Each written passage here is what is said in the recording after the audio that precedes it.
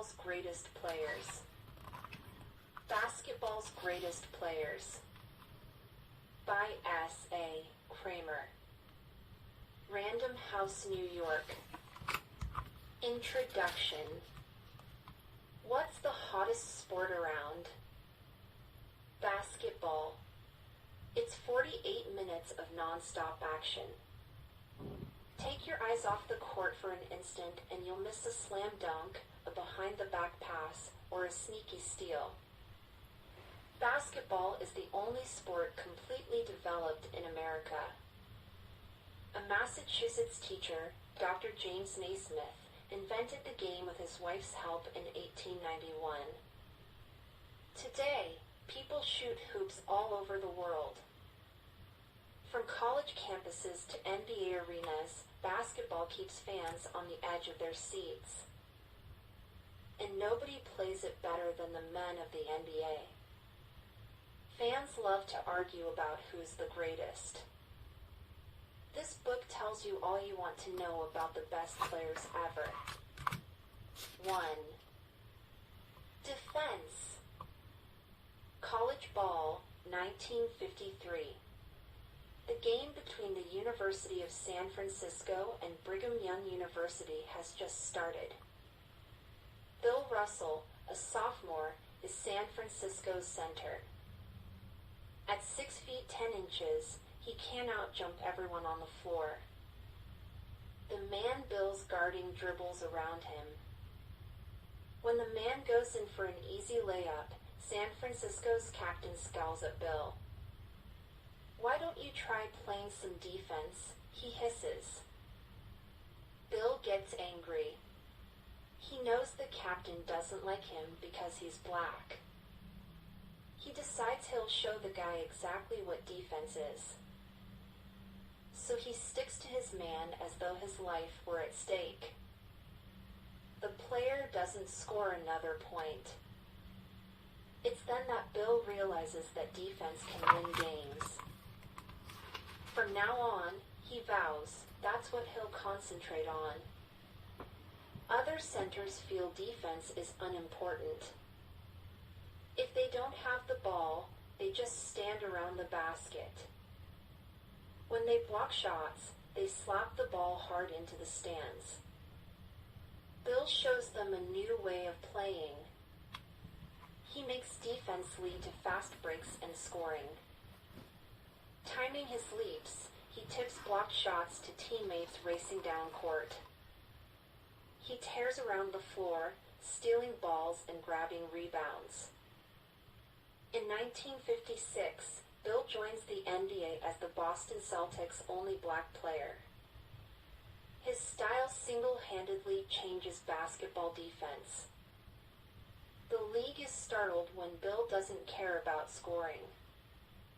But the Celtics don't need points from him to win. They count on him to make sure the team works together.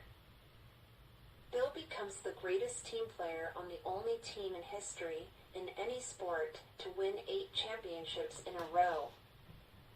But Bill isn't very popular. He keeps his distance from almost everybody, even refusing to sign autographs. He doesn't care if he's liked. All he wants is respect.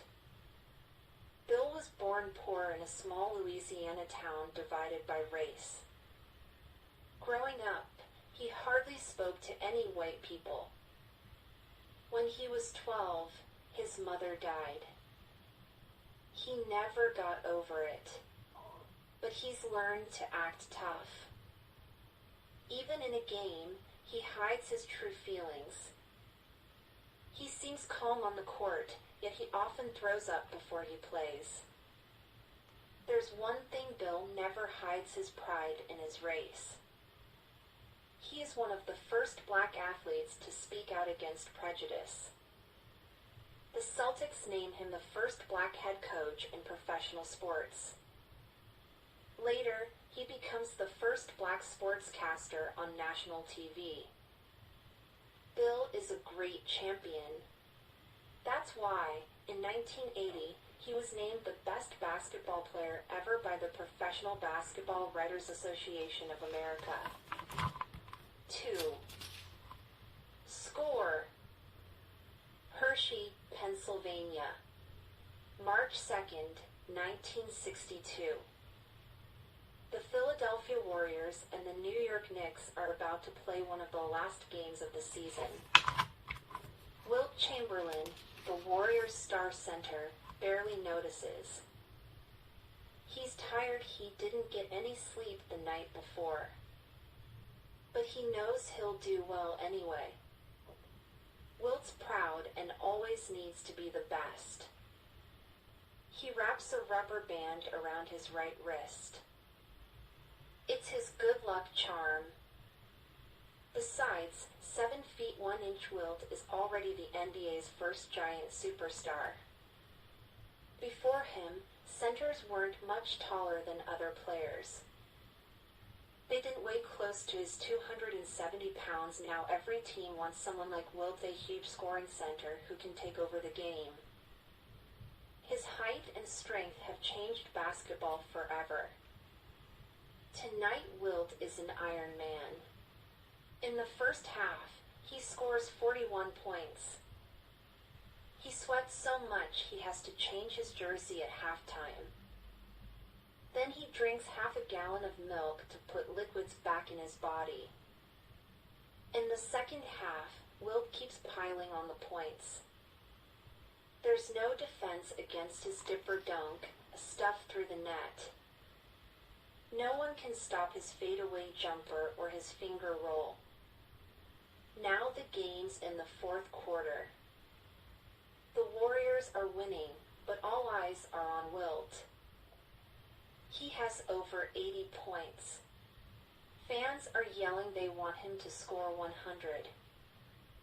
No one has ever done it before. The Knicks are determined to stop Wilt. They hang all over his back.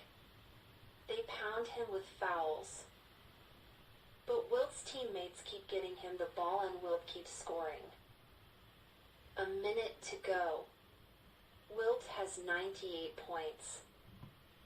Can he make one last basket? He's exhausted. He's played the entire game. When he gets the ball, he shoots and misses. But wait! A teammate grabs the rebound. He passes it to Wilt. Wilt slips by the defense and goes in for a layup. Swoosh! He scored 100 points in one game, an NBA record that has never been broken. Fans rush the court. Wilt escapes to the locker room and sits quietly on a bench. He can't quite believe what he's done. He's made 36 baskets and 28 free throws and also pulled in 25 rebounds. Fans aren't surprised. Wilt's been a great athlete since he was a teenager. By age 14, he was 7 feet tall. His huge size made him perfect for many sports. But he hated his long, skinny body. Wherever he went, he tried to sit down so people wouldn't stare at him. Basketball made him feel better about his size. Wilt was fast. He could jump 50 inches straight up in the air. His hands were so big that one coach said he handled the ball like you or I would a grapefruit. To build up his strength, he worked out with 500-pound weights. A great college player at the University of Kansas, Wilt joined the NBA in 1959. Back then, most players were white. Wilt was black and the biggest player of all. So every move he made was studied by fans and experts alike. Wilt, a proud man who needed to be the best, felt pressured to win right away. Between 1960 and 1973, Wilt nearly ruled the game. He led the league in rebounds 11 times and was the top scorer 7 years in a row. In 1,045 games, he never once fouled out. and yet his team won the championship only twice. Sports writers and fans blamed Wilt. Unlike his rival, Bill Russell, he was not a team player. He hogged the ball. But as he grew older, Wilt changed his game. He took fewer shots and made more of them. He passed to the teammate most likely to score. In 1968, he became the only center ever to lead the league in assists. That year, he was traded to the Lakers and soon learned to play strong defense. In 1971-72, he led them to a 33-game winning streak and the championship. Where there's a Wilt, he always said, there's a way. In 1999, he died suddenly at the age of 63. But fans will always remember Wilt the Stilt, one of basketball's greatest. 3. Skyhook. May 10th, 1974. The 6th game of the NBA Finals. Fans in the Boston Garden are going wild. Their Celtics are beating the Milwaukee Bucks 101-100 in double overtime. Just 7 seconds are left in the game. The Bucks have the ball. It's their last chance to score. Their star center, Kareem Abdul-Jabbar, grabs a pass from the sidelines. There's no time to waste. Kareem tries to get the ball to his teammates, but they're closely guarded. He has to take the shot himself. The 7 feet 2 inches giant dribbles once, then turns. 3 seconds left. Fans are screaming. Players scramble around him, but he feels as if he's completely alone. With his back to the basket, Kareem leaps into the air. He raises the ball high above his head with his right arm and balances it on his fingertips. Then, with a flick of his hand, he guides the ball toward the hoop. It's his famous skyhook. Kareem first made this shot in college because he wasn't allowed to dunk. He scored too many points. Whenever he shoots the skyhook, he's as graceful as a dolphin. The ball drops through the basket. The net doesn't even move. 2 points. The Bucks win 102-101. Kareem lifts his arms in triumph. Always great in the clutch, he's won another one for his team. Later, he says he felt all power was mine. Kareem's been a basketball sensation for years. He was the talk of the game by the time he reached 8th grade. His skinny body and long arms seemed meant for the sport. The taller he grew, the better he got. He was 7 feet tall by age 14. But young Kareem hated being famous. He was quiet and shy, a serious student who loved music and books. His greatest wish was to be the same height as his friends. Being famous, Kareem said later, pushed me inside myself. He learned to hide his feelings on and off the court. That could make him look relaxed, as if he didn't care.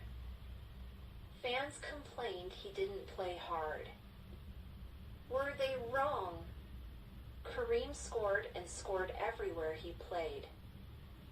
His college team, UCLA, lost only 2 games in 3 years. In the NBA, he led the Bucks to 1 championship and the LA Lakers to 5. No one could keep Kareem away from the hoop. Season after season, he was a leader in scoring and rebounding. A 6-time MVP, he scored more points than anyone else in basketball. For most of his career, Kareem was the tallest man in the game. When opponents tried to guard him, they could never reach over him. ball, they often accidentally scratched his eyes, so Kareem had to wear goggles. Despite his size, Kareem never pushed players around. He never talked trash. But he did have a temper. Once he slugged a player who elbowed him hard. He knocked the man out and broke his own hand in the process. Kareem was a superstar. Still, basketball could make him anxious. He'd have trouble sleeping and get severe headaches called migraines. To calm himself before a game, he'd read a newspaper or a book. And he took comfort from his religion. Born Catholic, he became a Muslim in college. He dropped his old name, Lul Sindor, and chose a new one, Kareem Abdul-Jabbar. The name means noble, generous servant of the powerful God, a worthy name to take with him into the record books as basketball's greatest scorer. 4. The Leader. January 18th, 1986. Larry Bird storms into the locker room. His Boston Celtics are playing badly. It's halftime, and they're losing to the Atlanta Hawks by 27 points. The Hawks and their fans seem to be laughing at them. Larry knows his team is the best in the league. But they've gotten lazy. If he doesn't shake them up, they could blow their chance at the championship. Larry